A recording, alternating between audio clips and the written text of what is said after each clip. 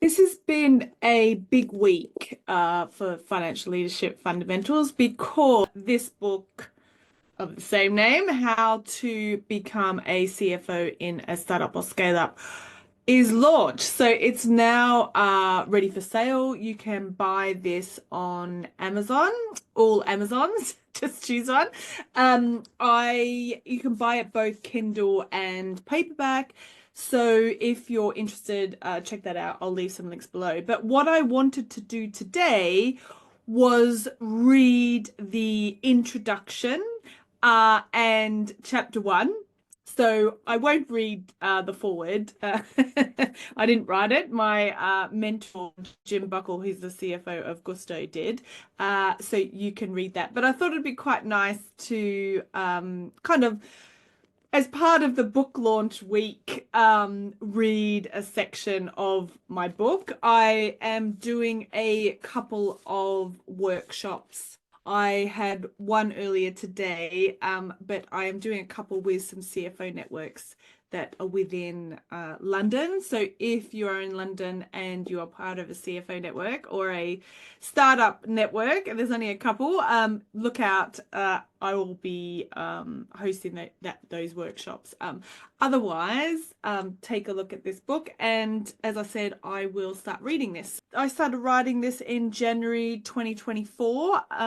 It's basically everything that I know, or the what and the why of everything I know. And it is very specific to startups and scale ups. And so if you are a finance manager, a financial controller, FP&A manager, a head of finance, and a new finance director, or you're transitioning to the startups and scale-ups industry, so say you've come from banking or audit and you're moving into this industry, then this is for you, basically.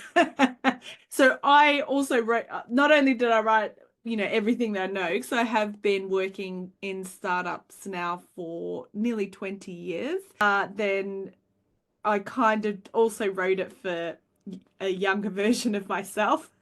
I wish I had a manual like this back in the day. So anyway, so just to go through it, I'll just flick through the contents and flick through the forward. So the introduction.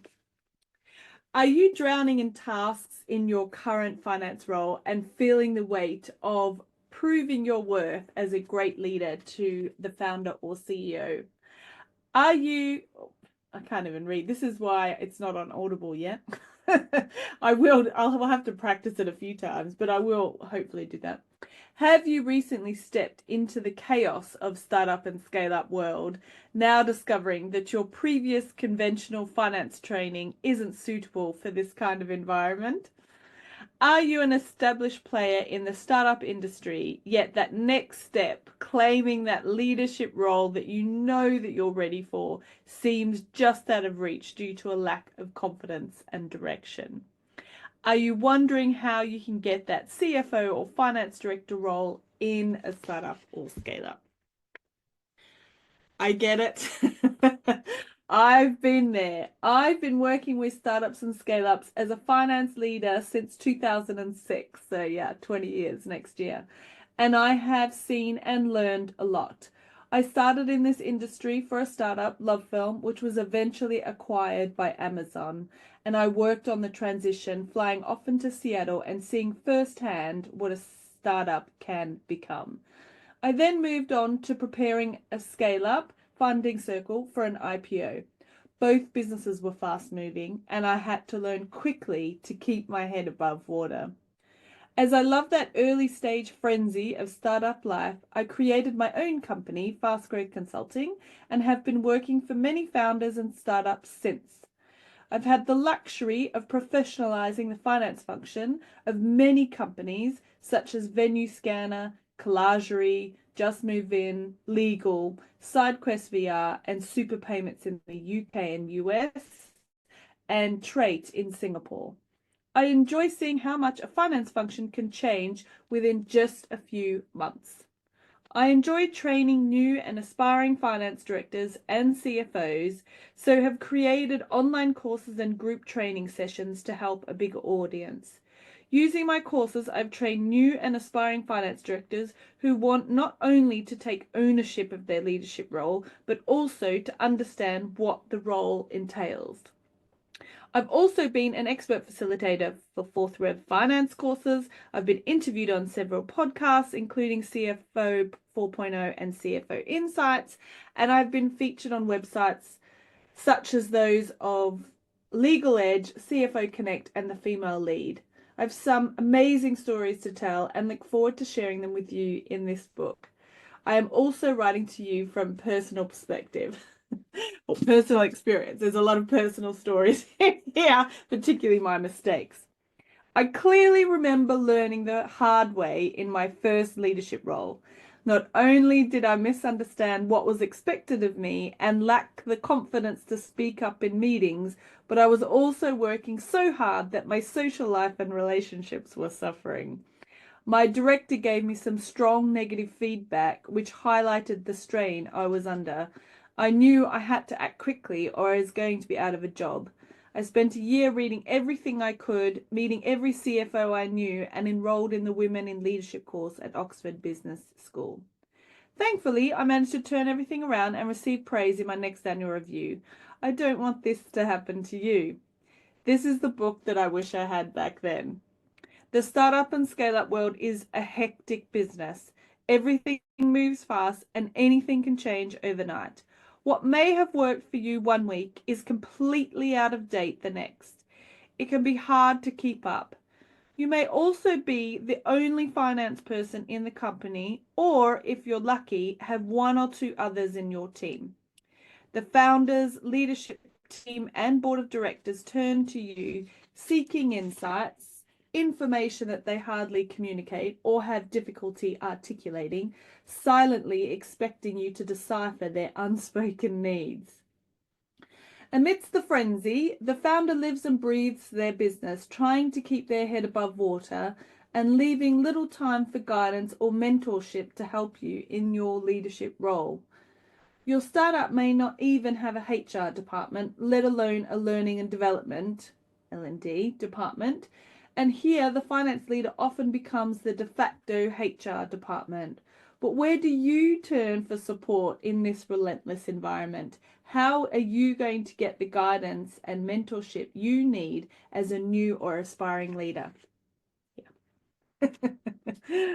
Unlike the structured learning and mentorship programs in large corporations or accounting firms, where accountants are supported in their career growth, the startup ecosystem offers no such avenues. You might feel isolated, firefighting day after day, struggling to prove your worth, and questioning whether you're destined to remain in management limbo. Are you going to be overshadowed as the founder hires above you instead of promoting you? Even worse, are you nervous you'll be asked to leave the business and then struggle to find a new role, only having to start the cycle all over again? I'm here to tell you that there's a different narrative awaiting you.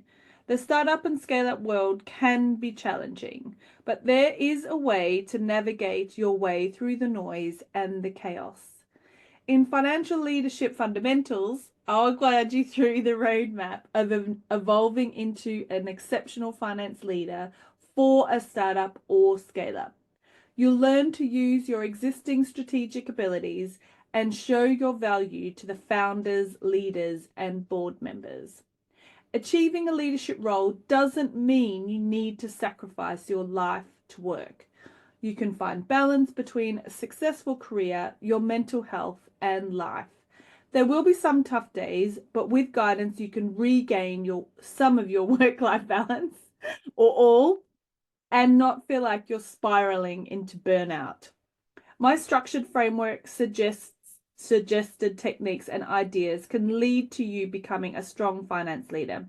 Financial Leadership Fundamentals lays out a clear blueprint for bringing your leadership skills to the forefront, and it includes actionable steps so you know what to do in your role. By the time you finish reading this book, you will have a better understanding of the culture of startups and scale-ups and the nuances of this industry, step-by-step actions that you can implement immediately. I have actions at the end of every single chapter. The confidence to step into that leadership role and own it. This book is divided into 5 parts, with each part covering a step in our financial leadership fundamentals framework illustrated below. I'll put a little illustration here. This framework has been built based on many years of experience of working with founders and finance leaders. I now use this framework for every client and for all of my students. The framework provides the stepping stones, delivering an understanding of what it means to be in a leadership role. Leadership and mindset, how a strong mindset will allow you to confidently step up to the top job. Keeping the lights on, the practical side of day-to-day financial management. Monitoring and reporting, another practical step, completing the non-negotiable baseline of a solid and trustworthy finance department.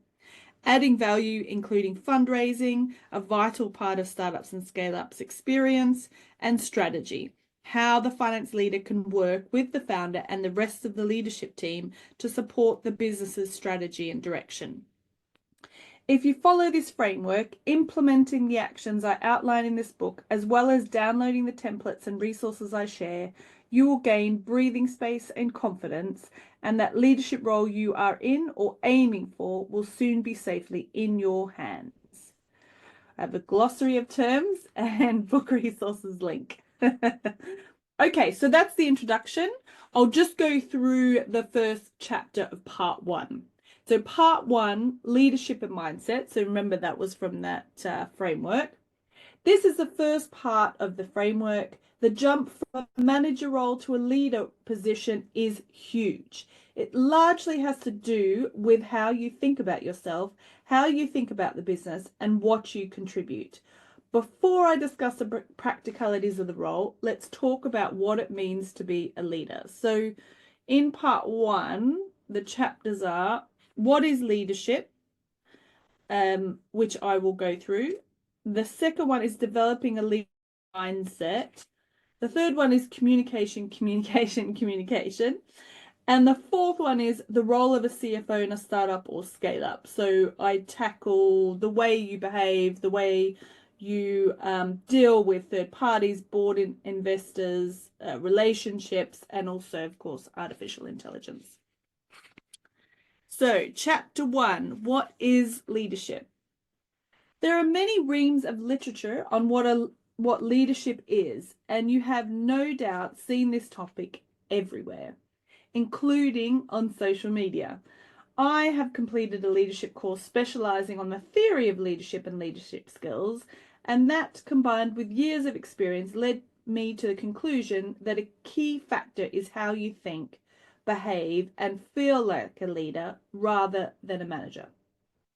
My thoughts on leadership. A great place to start this chapter is considering the words of Idra Nui, former CEO of PepsiCo.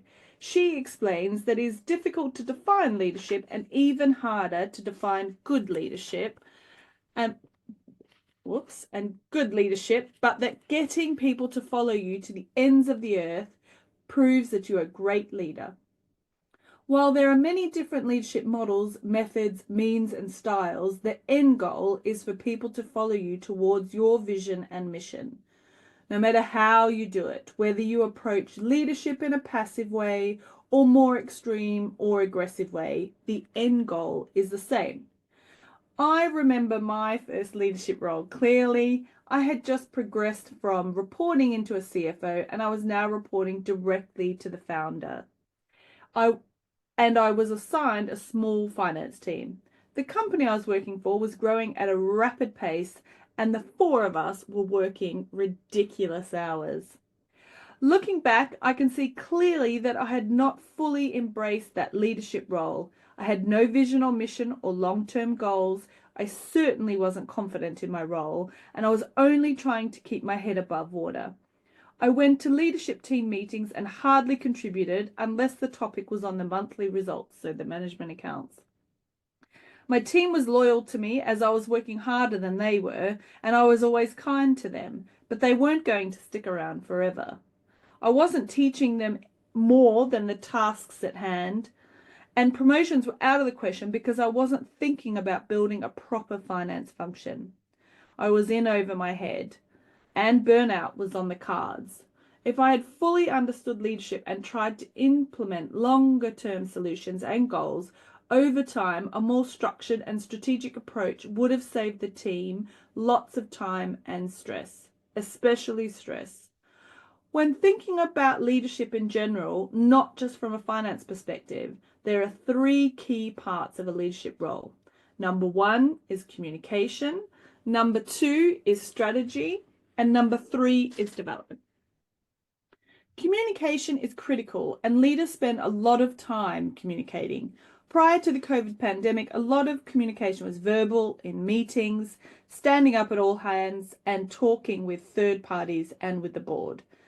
Now that more people are working remotely, written communication is just as important as verbal communication, and sometimes even more so. Number two, strategy. Thinking strategically, essentially thinking longer term, is a second part of leadership. Working with fast growth businesses, it's easy to focus purely on what's happening right now. Oh my goodness, there's 6 fires I need to put out. How am I going to hit tomorrow's reporting deadline? Your day-to-day thinking can be short-term, particularly if you're in a financial management control role where you don't need to think much further than a month out. With a leadership finance role, month-end is important, but longer term is also key. Within startups and scale-ups, things change quickly, so identifying growth opportunities, reducing potential risks, and reviewing longer-term plans are a big part of any leadership role. Development. To start with, you want to think about how you can develop your team. For example, if you have unqualified accountants working for you and you're mentoring them in becoming qualified accountants, you can help them work towards a controlling role or a financial planning and analysis role. You also need to focus on self-development. It's much harder when you're a qualified accountant to find time for self-study and to learn about changes in the industry and improving your role. A good start is reading this book. Self-development is on your radar, and it's incredibly important that you continue to study and learn. The difference between management and leadership. Earlier in my career as an inexperienced finance leader, I didn't understand the difference between management and leadership. I honestly thought a leader was someone who kept their department's tasks in order and was part of boardroom discussions. In doing just that, I was behaving like a brilliant manager, but my approach wasn't strategic at all, and I wasn't acting as a leader. It's easier to explain what leadership is by comparing it with management. Management is the optimal way to accomplish tasks and achieve goals. Leadership is the art of motivating a group of people to act towards achieving a common goal. Management is much more operational and leadership is much more visionary. To quote Andy Dunn, CEO of Bonobos, leadership is inspiring people, management is keeping the trains running on time. There are clear differences between the job descriptions for a finance manager or a financial controller and that of a finance director. For a finance manager or controller, tasks include monitoring and analysing the data, producing reports, managing debtors and creditors, managing cash flow, calculating taxes, managing staff expenses, and overseeing daily operations. All these tasks are specific. You come in every day knowing what to expect. With a leadership role, director or CFO, for example, typical elements of the job descriptions are playing a key role in formulation of strategy, providing support and insight to the board, making critical business decisions, raising finance, establishing KPIs, not just reporting, for the teams, creating visibility trends, building and managing a finance function, leading a team, and ensuring the controls are appropriate for scaling a business. They're very forward-looking functions. Particularly in finance, managers own the transactions while leaders own the transformation. The role of a financial controller or finance manager includes understanding and taking responsibility for all the transactions. The leader, meanwhile, will be fully involved in the controlling side of the business. Example of this work include changing processes, addressing issues, reviewing the way the profit and loss statement looks, and changing the structure of the reporting in preparation for a fundraise.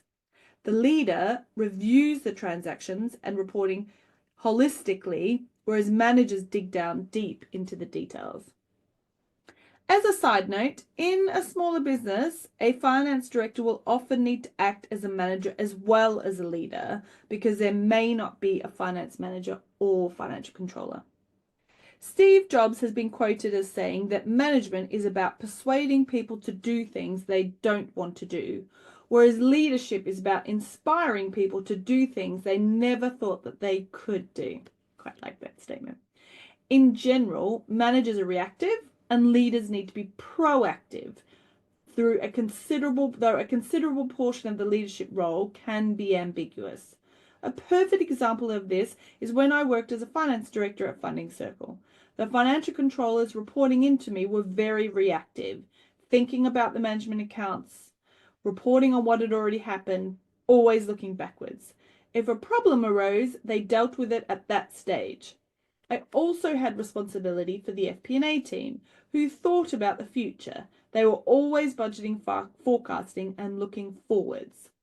When I was managing these two teams, once the financial control team had become a well-oiled machine, churning everything out every month, I spent most of my time working with the leadership team and the FP&A team.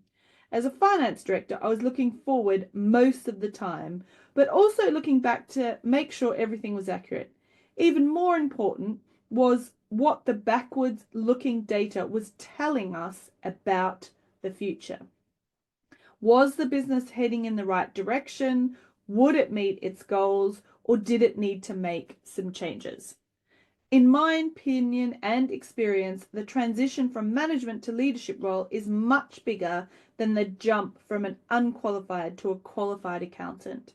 This is largely due to there being no set program to follow in becoming a leader, while CIMA, CPA, ACCA, ICA come with a required membership framework, and it's therefore important to understand what leadership is to help with that transition. I then go through the different types of leadership. I'm not going to go through this on this one, but I will flick to the next part of this chapter, which is called Leading a Finance Function. Throughout this book, we will be going through many specific leadership skills, tasks, and mindsets. First, though, I want to introduce you to 3 high-level leadership skills which you can implement almost immediately. Planning, performance, and problem management. Planning. A great example of planning is thinking about how the finance function should look in the future when the company is bigger than it is today. As a leader, you should be planning how the finance function should look in 12 months' time or even further in the future. You're not just hiring people to fix problems, you need to develop a well thought out department. Measuring this against business size is useful. Different factors such as transaction requirements, reporting, a statutory audit, or the business needing to be regulated will come into play and require a bigger team to manage them. Similarly, processes will need to be carefully planned. If the company was 3 times the size, would your processes today manage that volume? Often, especially with small businesses, the answer is no. Case study. I remember working for a regulated business where the required reconciliations were performed manually every single day. As the company grew, so did the number of transactions, to the point where we needed to hire another person to manage the data and ensure that the business was compliant. Eventually, these processes were improved and implemented to deal with the growth of the business. However, If we had done this earlier, we would have avoided the tougher challenges of implementing the changes under the increased time pressure and workloads. When you're in a leadership role, you can't think only about your own department. You have to think about the whole business. When presenting the operational strategy and products to your customers, always have this question in the back of your mind. Would the business be able to handle this if it was 3 times the size it is now? Ask yourself, can the finance team deal with the business 3 times the size using the resources that we have today? Then make sure you challenge the business on the answer to those questions. Number 2, performance. When working as a junior or mid-level accountant, you're judged on how hard you work and how much you know. If you make every effort and get through all the tasks that need to be done, you'll be brilliant at your job. When you're a leader, though, that's no longer what matters. Performance is about what is delivered. It's the output and outcome that matters. If you're in work every day of the week from 7:30 a.m. to 10 p.m. and your output and outcome isn't where it should be, that's how you're going to be judged. Your performance will be judged not only on hitting those deadlines, but also on whether you're adding commercial value to the business. For example, I worked with a finance leader who would always miss deadlines, but would always have a reason for that not being their fault. The general ledger software is down for a day. We didn't get the KPIs in time. The C-suite wrote it off-site and didn't give us their expenses, etc. Unfortunately, from a leader, these excuses aren't good enough. Planned mitigation, allowances for issues, and longer-term deadline date movements are under the leader's remit. Don't miss these deadlines. Leaders will be judged on making sure that all outputs comes from them and their department and their core team is up to scratch. Number 3, problem management. Leaders ideally need to ensure that the small issues are dealt with before they become big problems. In finance, a perfect example is the balance sheet, wherein reconciliations sent by the team are reviewed regularly, at least quarterly, and if not monthly, and in detail to eliminate potential future issues on the P&L. This is also important when mitigating against risk and preventing fraud. Ensuring there are processes and policies in place to mitigate against any internal or external fraud is a big part of a leader's role. When something goes wrong, the first question will always be, how did this happen? Summary. In this chapter, we have looked at what the leadership is, difference between leadership and management, different leadership styles, and initial thoughts on being a finance leader. Actions. So you can take this away for chapter 1 and then get this book for the rest of them. So actions for you. Look at the responsibility and tasks you currently have within your role. Classify them, specifying which are management or leadership duties. Look at the different leadership styles covered in this chapter, which I didn't read. Work out which one. I'm sure you can Google it if you don't want, unless you just buy this book. Ensure at least one works well within a short-term crisis and one works well for you in longer term. Reserve time in your calendar for planning. Schedule a monthly recurring meeting that you always adhere to. Ensure you understand what your deadlines are and work out how you're going to stick to them. Make a note of potential issues that are currently ignored or overlooked within your team and your company and fix them now. The next one is developing a leadership mindset. So that one is all around confidence. So thank you for, if you're still here, amazing. Listening to some time reading a book, especially when they fumble some of their words. It hasn't been professionally put together, as I said, on something like Audible. That is on my list to do, however. So if you much prefer listening rather than reading, drop a comment below and I'll reach out to you when the Audible version is available. But for now, it is just Kindle and paperback. As I said, it's available on Amazon now. I am planning on putting it also on my website, but for now it's just on Amazon. So yeah, so that is the introduction and most of chapter 1. And the actions, all important actions that you can implement right now. But otherwise, thank you so much again for listening. If you are a finance person that wants to work in a startup or scale up or currently is and looking for that finance leadership role, then please do hit subscribe and of course check out the book. Thanks so much. I'll see you next week's video. Cheers.